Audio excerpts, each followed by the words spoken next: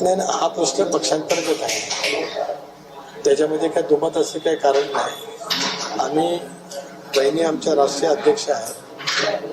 ज्या वेळेला ज्या बाबी बहिणींच्या माहितीकरता सांगणं आवश्यक आहे ते नियमितपणाने आम्ही सांगत असतो. आमचा संवाद ट्युनिंग अतिशय उत्तम आहे. ज्या पद्धतीने दादांच्या जवळ माझं नातं गेले 35 वर्षाचं दूर राहिलं, ट्युनिंग अतिशय उत्तम पद्धतीने होतं. सर्वच गोष्टी आम्ही परस्परांच्या जवळ बोलत होतो अशातला काय भाग नव्हता.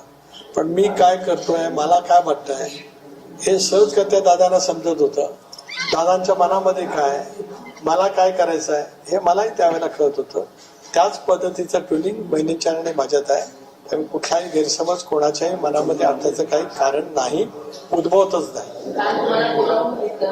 नाही. बोलून घेतलं विचारलं वगैरे हा काय भाग नाही. नियमितपणाने आम्ही भेटत असतो. बोलून घेणं आणि विचारणं हा काय भाग नाही आमच्यात.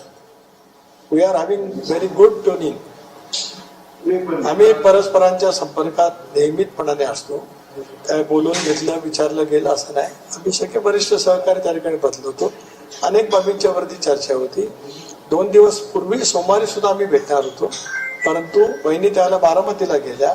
बारामतीवरून सुद्धा त्यांचं माझं बोलणं झालेलं होतं. त्याच्यानंतर दुसऱ्या दिवशी मंत्रिमंडळाची बैठक होती. मंत्रिमंडळाच्या बैठकीला आल्या त्यावेळेला सुद्धा त्यांचा माझा फोन झाला होता, संपर्क झाला होता. त्यामुळे तशा पद्धतीचं काही असण्याचं काही कारण नाही. बघा, मी खासदारी आहे. माझ्या लोकसभा मतदारसंघात अनेक विकासाची कामं असतात. मुख्यमंत्र्यांची प्रत्येक वेळची भेट ही काय राजकीय भेट अशातला काय भाग नाही. माझ्या लोकसभा मतदारसंघातील काही कामं आहेत. माझी दिल्लीच्या स्तरावरती काही प्रस्ताव राज्य सरकारकडनं पाठवायचे आहेत. अशा वेळेला प्रत्येक गोष्ट ज्ञात असणं करणं अभिप्रेतच नाही आहे. ज्या वेळेला राजकीय विषय पक्षाशी निगडीत त्यावेळेला परस्परांच्या जो चर्चा करूनच आम्ही भेटत असतो. उदाहरणार्थ काही वेळेला काही बाबींच्या वतीमध्ये राजकीय कारणासाठी मला मुख्यमंत्र्यांना भेटायचं असेल तर त्याची माहिती बहिणींना असते. ज्यावेळेला माझ्या लोकसभा मतदारसंघातील काही कामाचा विषय असेल त्यावेळेला असणं अभिप्रेत आहे नाही, काही कारण नाही. त्याच्यानंतर आम्ही ज्यावेळेला भेटत असतो त्यावेळेला भेटीमागचा तपशील जो आवश्यक असतो तो माझ्याकडनं सांगितला जात असतो. आणि मी पण दीर्घकाळ राजकारणात आहे, मलाही राजशिष्टाचार माहिती आहे. पवार साहेबांनी तर आम्हाला सर्वांना राजशिष्टाचार उत्तम शिकवलेला आहे.